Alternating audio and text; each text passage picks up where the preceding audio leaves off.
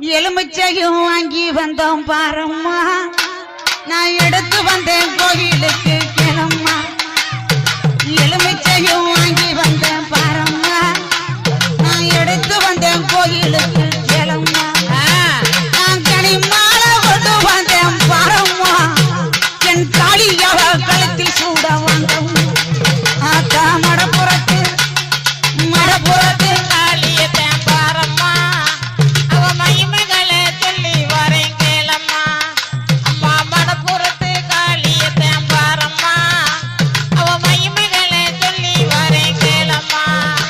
நான் அரணையை பட்டெடுத்தேன் பாரம்மா என் காளிக்குத்தான் சூட வந்தேன் கேளம்மா